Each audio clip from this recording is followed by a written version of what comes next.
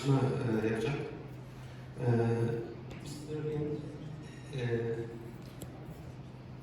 the stage is yours.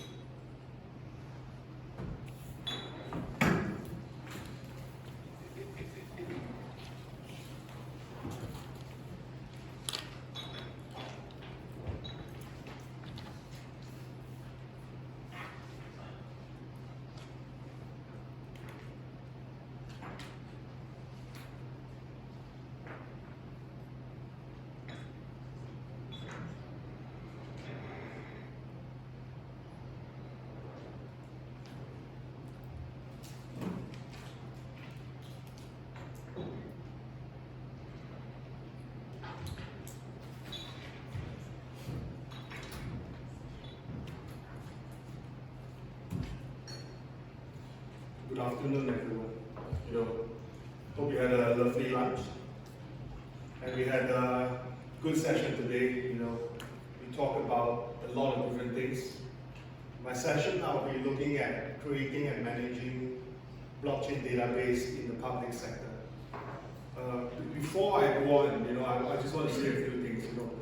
Most of my presentation so far with the lovely ministry here and with some of my other advisory work with some other government, I actually want to empower, the people on the ground, the right kind of knowledge.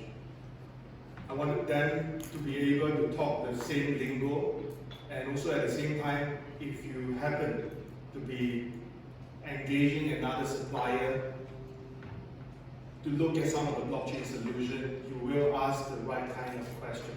So this is one of the things that I really want you to take hold. Do not be fooled by many different kinds of experts, telling you how you should structure your data. All right?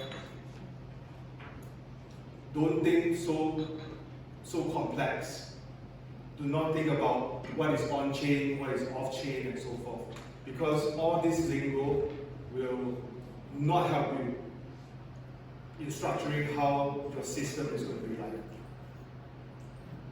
Lastly, before I really start, I just want everyone to really think in a very simple manner. Nothing too complex. Blockchain is just really around the corner. You can really access it. Right, so let's move on. So I look at this from a slightly different view, from what Rajesh has shared. I want to empower, like I mentioned. So I want to mention about how you can create your own blockchain. So I think the easiest thing is that you use a pre-built open source public blockchain. That's the easiest. Of course, there are also a lot of other when you try to adopt things like this. Or you can just build one from scratch. Not that difficult. You can modify the existing ones. You can build on existing ones, or you could even get a vendor to help you with all this development work. So it's not that difficult. You can look for Hyperledger. You could look for friends in IBM, Dell. They have different solutions, different ways that they tell you that this is a blockchain, this is a distributed ledger. So these are the two simplest, easiest methods. Let's not think too far. Programming languages normally used for developing blockchain-based application and working with blockchain databases. Some of these languages, I'm very, very sure that you have heard about them. Use them in a certain manner. Solidity, I think this is one of the most widely used language developing on Ethereum, especially on the smart contract level. The same language they use on the EVMs. So you will understand that this is one of the language. JavaScript, I think most of us in the audience, you will know what JavaScript is. Very versatile language used for front-end, back-end development. A lot of development work that you see right now in the space are using JS. So it's easy, you understand what you're talking about. kind of simple, right? Python, another commonly used language, known for its simplicity, easy to use somehow. And to be honest, there are a lot of Python developers right now, so it's also a very easy way to interact and find out more about how your current database can work concurrently with some other existing layers where you want to connect. Golang, or known as Go, is a language developed by Google. Again, this is nothing too new. It has gained a lot of popularity within the blockchain space due to its performance. So if you are looking at things along this line, I think Go would be a good choice. Again, all these languages are very well backed by developer communities. So these are not things that just come out yesterday. So if it is being backed by good communities, you can get good help, you can find solutions to whatever that you want to do. Java, again, no stranger, used for developing blockchain application on platforms like Hyperledger. These are all really straightforward stuff. C++, another old friend. A lot of these blockchain nodes and the core components written in C++ for its efficiency. So this is something that, again, everybody knows, not a stranger. Rust, more modern, safe system programming language that offer memory safety and concurrency guarantees. It is gaining traction in the blockchain community due to its performance and security. The choice of programming language often depends on the specific blockchain platform or framework being used. This is very straightforward, because if you are a developer, you know the kind of language you want, you know the kind of output that you want. This is a choice for you. Do not be put into a box, give yourself too much restrictions. When you talk to some blockchain expert or supplier or vendor, they may have different solutions for you. Choose something that you are comfortable with. Choose something that you trust. And always look at some of these resources that you can find within the whole development community. Usually, you can find the solution that you want. How to create a blockchain from scratch in Go. So again, this is an empowerment session. I really want everyone to know four steps. So create the blockchain, add the data, hash the block, and then chain the blocks together. Seems like it's the same old thing again, right? It is true. These are the fundamental of how everything works. I'm not sure if you can see the screen. First one will be create a block. We start with creating a folder with two files, main.go and block.go. And this is the file structure, how it looks like. Pretty straightforward, simple. Many of you would have already known this. Same. If you run this program, it will show you an error because the create block is not defined. So go ahead and create it on block.go. Again, this is a screenshot of what you expect to see. Then after which you add your data to your block. The beauty of Go is that you do not have to import or export functions. You just declare them as capital letter and Go, you will find them for you. Open the terminal, move to your created folder, just go, build it, and then it's good to go. You can do it on Windows, you can do it on Linux, straightforward. Another example, we have just created a simple Go program that calls a function and passes some string data. Let's add two more files, blockchain.go, structures.go. Now we have 4 files, just purely 4 files. And then the next thing you look at it will be how you're going to hash your block. I'll add to each line of code some comments in order for you to understand what I'm doing. I'm not sure if you can see this, but add in things like timestamp, the block hashes, all data. Again, this example and the PowerPoint will be made available. You would use this as good reference. After you hash, this is what you can see from block.go. Very straightforward. It's not that difficult. To be honest, it's just a few lines of coding. Block.go, this is what you see. You created a new block. You create a function. Voila. Yeah, that's that. Same for the main.go. Very straightforward. You define the block, you add in the first transaction, you add in the second transaction, and then you add in the previous hash. Again, just a few lines. Let's run it, and then this is what you see. Sounds simple, right? Why would the vendor charge you so much money, right? If you integrate your blockchain. But there's a lot of details behind this, because this is just step number one. Right? Then the next one is you chain up all your blocks. The blocks in the blockchain don't have any IDs, timestamps, so let us add in all this information. And it's just another 2 more lines, as you can see. ID, and then you put in the block, and then you have the timestamp.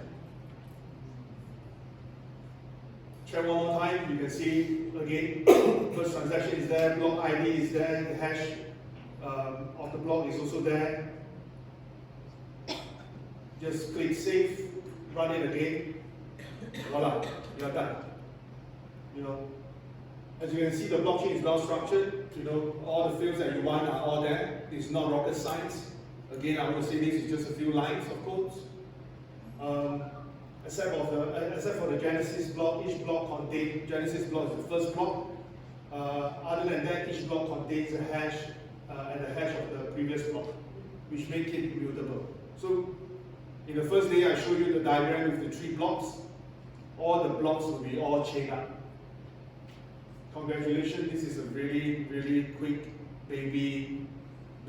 small baby blockchain, right? So this is very easy for you to understand. Not something that is so difficult. Applying the same simple logic can actually bring you a lot further than talking about how you want to do a layer 1, how you're going to do a middleware, how you're going to, structure your data and so forth. The data is already structured. All you need to do is to ask yourself, what do you want to put onto the chain, right? Would you want to put the generated report on the chain? I personally felt that there's no need to do that, But do you think that before you during the collection of data stage, is there a need to use blockchain to do a certain verification before you collect your data? I think there is a need, because to us, data integrity is number one. If you can verify the data in a certain manner, you assure yourself that the data is going to be accurate, but the results that you churn out will be accurate. So this is the whole process. To me, that part should be, on chain. Should be on the blockchain. And again, coming back to the point is, it's not that difficult. In fact, we could have some really smart people in the room right now who is really almost there. They can do it anytime. So managing a blockchain database involves various tasks and considerations to ensure the smooth operation and integrity. So this is the same thing that I mentioned just now. Same thing. You need to find a way to maintain, to manage it. You have to look at the node setup and configuration. Nodes can be full nodes, can be lightweight nodes. It depends on how you're going to define the nodes. Consensus mechanism, it could be POW, POS.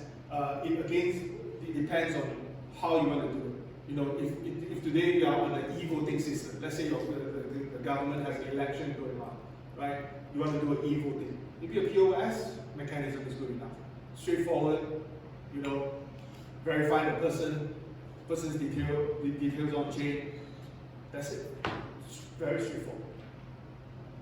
Security managers, you definitely got to find ways to protect it, because we are all talking about government-related database. We are all talking about very sensitive information for many times.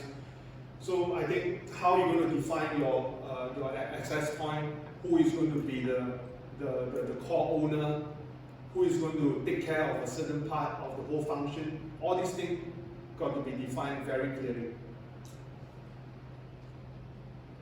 And then how you're going to do your data verification, how you're going to do the whole validation process.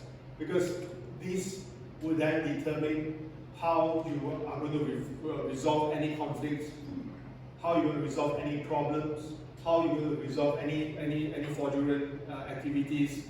Because to be very honest, many times, in the context of voting and so forth, a lot of these are all human created error. A lot of these times it's all human who created that fault. So the validation process got to be thought through in a more precise manner, so that things can be in place and not go anywhere wrong. Governance and consensus upgrade.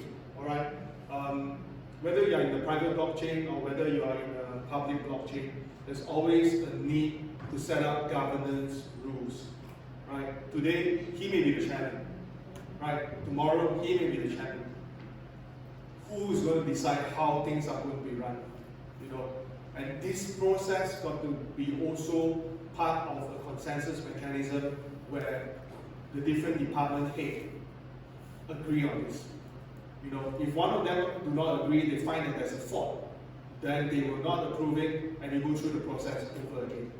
So there's no one person who's able to make the decision, and then that's it. So I think the consensus mechanism and how you're going to upgrade it as you move towards a department level, or maybe a ministry level, to inter-ministry, to intergovernment. All these things got to change accordingly when you start to do your actual implementation. And this has to be well thought of. You cannot just decide this one morning and then want to change it the other day. It's not going to work. All right. Scalability and performance. To be very honest, a lot of this blockchain that we talk about has a lot of scalability issues.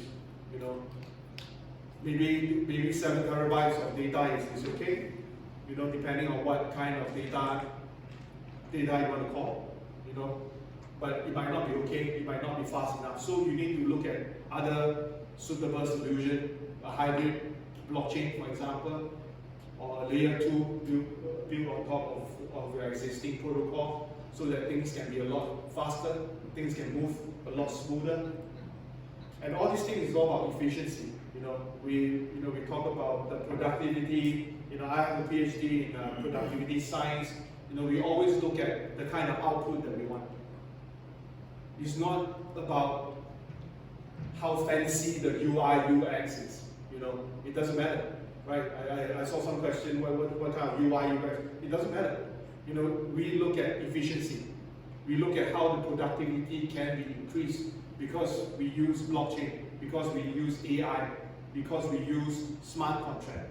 So these are the things that we need to put in our brains when we look at the scalability and the performance function. Network monitoring and maintenance, this is also another big thing, but I think our friends here are all very savvy network managers. This is not a problem, how you handle the different load, how the different servers function. I think this is not a problem at all. So again, a small quote from me, we will take step by step to satisfy the blockchain expectation. Blockchain is a marvelous invention that needs to be shaped correctly. So all those things that I've told you is to let you shape what kind of thoughts you have. Many times a lot of solutions are beyond your imagination. And if you are able to add in a smart contract within what you are trying to do, the efficiency level is going to be very high. A lot higher than many people trying to solve the same issue, because that automation process is just going to bring you to the next level. So the next question is this, it's a very practical question, right? Because I'm not here to sell a solution, I'm not here to sell you anything. So within your own organization, who is needed? everything will be smart contract and everyone is gone? No way, right? Two very simple things. No matter what, if you have decided to get yourself onto a blockchain, you need people who are experts, people who know the language. First of all, the blockchain developer, the blockchain engineer. So the engineer will understand the principle, they will understand the security part, they will do testing, evaluation, development. So this guy is important. You need an inside guy. If today you are using a hyperledger solution, you need this guy. If not, the expert will tell you, hey, this is on off-chain, that's on-chain, this is what, a side chain. These are all, sorry man, these are not necessary. You know, you get your own people. The developer will build the software on top of the blockchain. You need your own people as well. All right. On top of that, if you can look for external parties that can give you a fair bit of audit, give you a fair bit of advice, you know, because you need to look at this from a more feasible standpoint. You know, not just from the two developer and then that's it, right? Because there's a lot of things that are beyond what you think. And always look at different peers or different government organizations, how you look at their best case, best successful case studies. Ask them for some advice. You know, based on what I understand, most of the governmental organizations are very happy to share. If you ask them good questions, they will answer you. So please, apart from the developer, find a way to build an external group of people that can give you proper advice and to move ahead with the agenda that you want. And we are most likely choosing private blockchain. We still need to do all this, right? I mean, some questions, you know, it will definitely pop up, right? It might not be Andy, it could be Rajesh, for example. So, are we going to choose it? I think yes, maybe. Why not? But this is not a foolproof reply. You know, there are multiple ways to look at how you can compartmentalize all your data, right? But this is just one scenario. So private blockchains are used by organizations that want to be more securely storing their data, but also ensuring not just anyone can access the data. Data breaches are commonplace in our modern world, so companies are constantly seeking out new ways to keep their data safe. This is where private blockchain will look. A private blockchain is only accessible to authorized parties, right? So if today you authorize Mr. A will be part of it, right? If you authorize Mr. B is part of it, vice versa when you remove some of them when the governance or the whole compliance framework changes. Permission must be granted to the potential user before accessing any database and taking part in the whole consensus model. This is very similar to what you are doing right now from a more centralized manner, but then with a better edge of getting a blockchain on top of what you're trying to do. All right, so please remember this. Permission is granted by the blockchain's authoritative body or network administrator, which isn't the case with a public blockchain. So please, I'm not saying that public blockchain are bad. You know, there are ways that you can really interact. There are things that you can do better on the public blockchain, to be honest. So it all depends on your data set and what you want to achieve. All right. So please do not be framed into just a private blockchain. All right. So you generally would see private blockchain used in the crypto industry, because as a crypto native myself, I don't believe in a private blockchain, because a private blockchain would then equals to a centralized framework in some ways, most ways, but for public organization, I think it's a fair adoption. This is more anchored towards like internal business networks. So, lovely case study by IBM. I mean, everyone knows about IBM, right? So they have done a lot of good work. Case study, they are huge IT company. They create private blockchains for the client. IBM also developed permission blockchains which offer a good blend of a public and a private characteristics. Permission blockchain provide limited user capabilities and access, and allowing everyone to verify who they are first. IBM's private blockchain solutions are designed to meet specific needs and requirements of its client. These blockchains are created for closed network where participants are known and are trusted entities.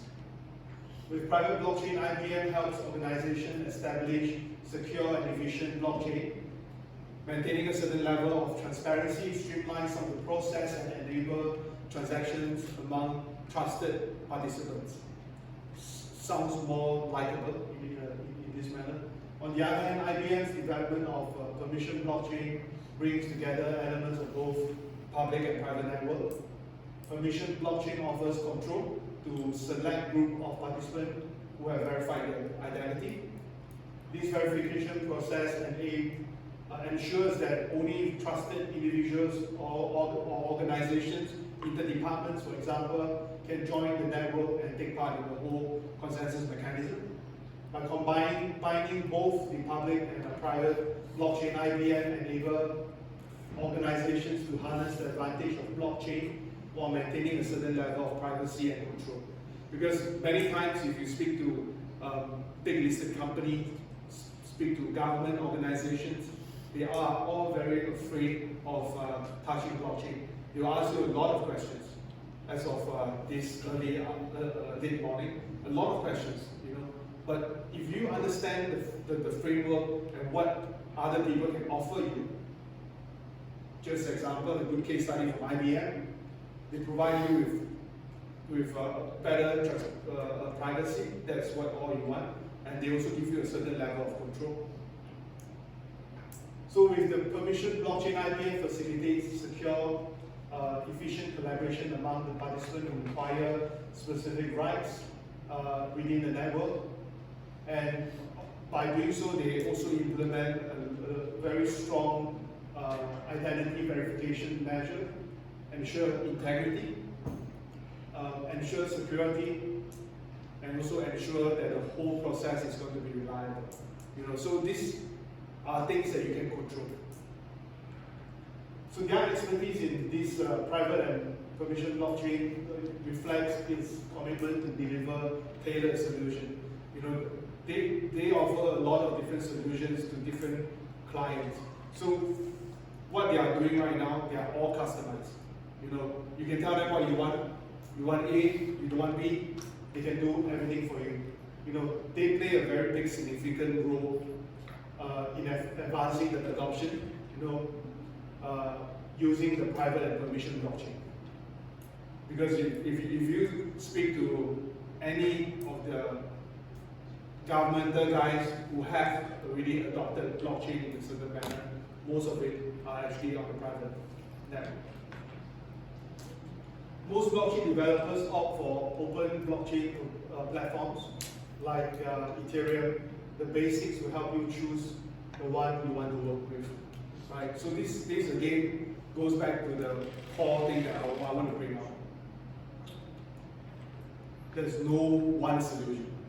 Alright?